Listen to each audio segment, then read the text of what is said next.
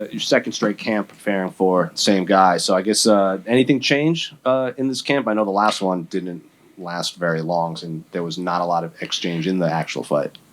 No, actually, this was probably like my actual camp. My last fight, I was bedridden for like 5 weeks, so I still soldiered on and made it to the fight. So it's kind of a blessing in disguise, I guess. Were you able to adjust anything in the actual preparation in camp? No, with all this extra time, did you come up with a different game plan than last time before fighting Austen Lane? No, I think I was going well considering like what happened.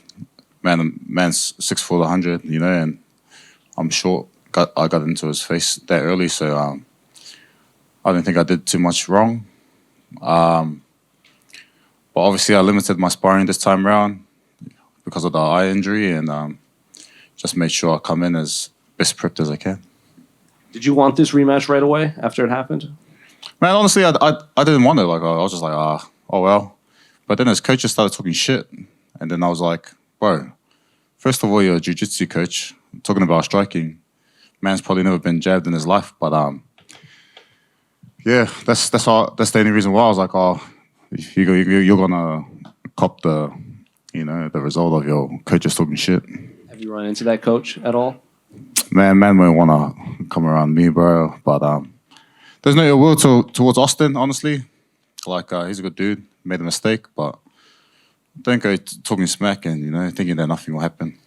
And I know you said it was kind of a blessing in disguise because the last fight, you were, as you said, you were bedridden, but you were going to fight on his home turf. He had a home in Jacksonville. Now has to fight you in Sydney. Is that another added layer of this? Like, now I get to rematch this guy. His coach said all this stuff, and it's in Sydney? Yeah, for sure. I had, like I said, I was crook. I still went there to bang on. Copped all of his hometown crowd saying what they wanted, and he getting all the energy. And man, I didn't think much of it. I'm a scrapper through and through. So here, Sydney, anywhere, I'll fight anyone. And last one for me. Did you get a Rock Lee tattoo? Yeah. I got a Rock Lee tattoo. Fighter's will, man. Why specifically Rock Lee? Rock Lee wasn't gifted with all the talents, and I feel like I'm the same. I'm all heart, all grind, and that's why I made it here. Cheers, brother. Hey, Justin.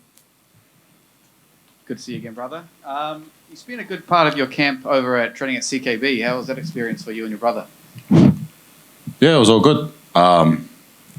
Just something different, We were down a few men because our camp's not really big, anyways. Our team's really small, so if a couple of them get injured, man, there's only like me and my brother and one other guy, and that guy just has to cop all the punches, kind of thing. So we went to CKB and obviously got to upskill at the same time. It was very good to be a part of the, because obviously there's a lot of fighters here that are fighting, so we're all kind of all aligned with the camps, and it was good. Good energies there, a lot of good talent, a lot of good skill, and a lot of hard work. And how was cornering your brother over in Singapore 2 weeks ago against an opponent that you'd already fought? Yeah, it was good, man. It was a bit of sweet, I guess. My brother, I finished that guy in 1 minute. He finished it in a minute 40. I carried him. He kind of like T-carried him, and he ended up 50K richer, and I ended up counting my coins. On the UFC website, it did have your name for that 50K bonus. Oh, that makes it even worse. What's that gonna do, man? And so there's five Samoan UFC fighters. Your family makes up 40% of them. And 4 of you are fighting on Sunday. What does it mean to you to represent your culture? And particularly you, growing up, you looked up to Mark Hunt and David Tor. So you're now in that position to inspire younger Samoan children. So how does it make you feel? Yeah, there's a lot of responsibility, but that kind of thing's privileges. I feel like it's my responsibility now to do the best I can. So the next coming fighters coming through, they see the trajectory of fighting now, and guys like Max Holloway too are Samoan. He's been a champion. Next thing you know, there'll be multiple division Samoan champions. I'll change it to 6 now. Cheers. Oh, good. Cheers, brother. Justin, your opponent Austen, he hasn't made it out of the first round in his last 3 fights. Are you preparing to go 15 minutes with him, or do you want to finish it in the first round? Man, however, I've learned now, like, not to chase the knockouts. the knockouts come. My coaches want to clean, just hush, dance around, get in and out. But my heart's saying, go to war, brother, go to war. So we'll see what happens on Sunday, but I'm happy just to entertain the crowd, man, like I do always. Does that mentality from your coaches have anything to do with Mark Hunt by any chance? No, man, like my older brother's my coach, and he's like, bro, I told you, just stick and move. I was like, man, that's not what we did at training, but no, we'll see. We'll see what kind of how he comes out, and I'll just adjust to it. And just lastly, is it very often now that you get people confuse you for your brother and vice versa? Yeah, man. Like Michael Bisping was like saying Justin Tafa, and I was like, what? Yeah, all the time. But sometimes I ride with it. We had a funny story once. Say like I was like, man, I'm over these photos, and this guy's like, hey, you're Justin Tafa to my little brother, and then I looked at my brother, and I was like, fuck, say you're Justin Tafa, and then he was like, oh yeah, that's me. He goes, oh, can you take a photo of my friend? He's really shy. He's behind the tree. And his friend was like a quadriplegic in a wheelchair, couldn't move. And then my brother's like going over, and he's like, bro, you're going to hell. And I was like, oh shit. My brother takes the photo, then he goes to shake his hand. I was like, oh my gosh. Man's had no arms. And I was like, bro. This was before Melbourne, and my brother turned around and he goes, bro, you're going to get knocked out for that. That's probably why I lost in Melbourne, bro. But yeah. Thank you. No, cheers, bro. Justin, just over here.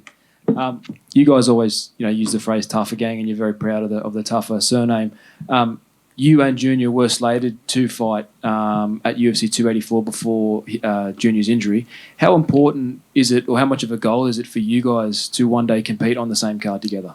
Yeah, massive. That's just a goal of ours. We've fought together in like amateur shows, out at community centres, and then a bit bigger and a bit bigger. Now this is the pinnacle of combat sports, and to do that, man, there's only a few families have been able to do that, so we'll just be in history. Yeah, one more for me.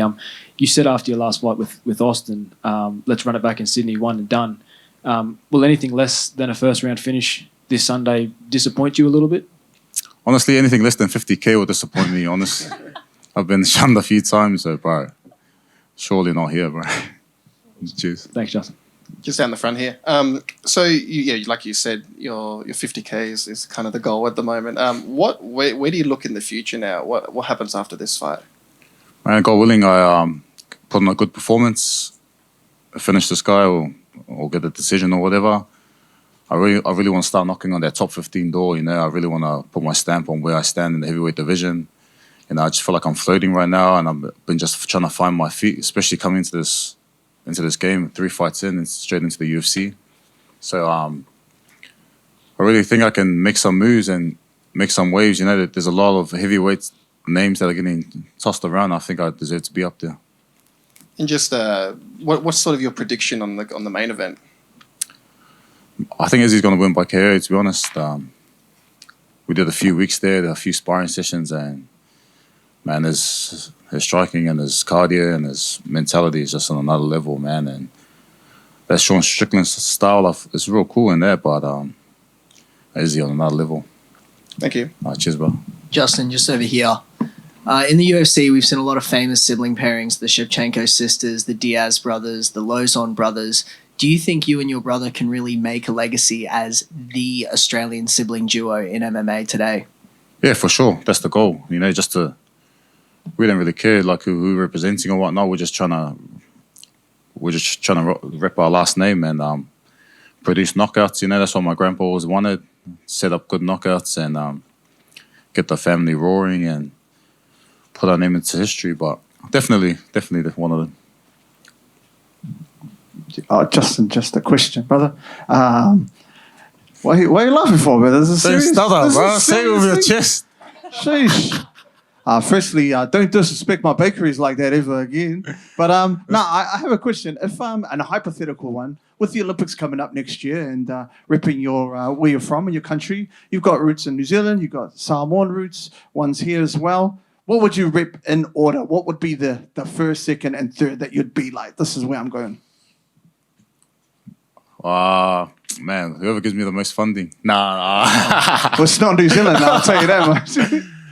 No, man, I'll always represent Samoa first. You know, we're a minority in this world. Man, there's only like a couple 100,000 people, so why not try to put them on the map? You've seen what they did with rugby league and Tour Samoa. Man, parades everywhere. That's a goal of mine, to have parades there while we're knocking heads. And then New Zealand and then Australia. There we go. You heard it here, everybody. He said Australia's last. Just going to put that out there. Hey, Justin. You shared the post about the Batuta advocate nicknaming this the ultimate fussy compilation. Yep. Who would you say, and you've trained with most of the Samoan guys that are on this card, who would you say fussy's the hardest? Honestly, I think Carlos too. Carlos, man, he's for a pretty boy, man, he hits pretty hard. So, I'll say Carlos. Sure. Nah, thanks. Easy. Cheers.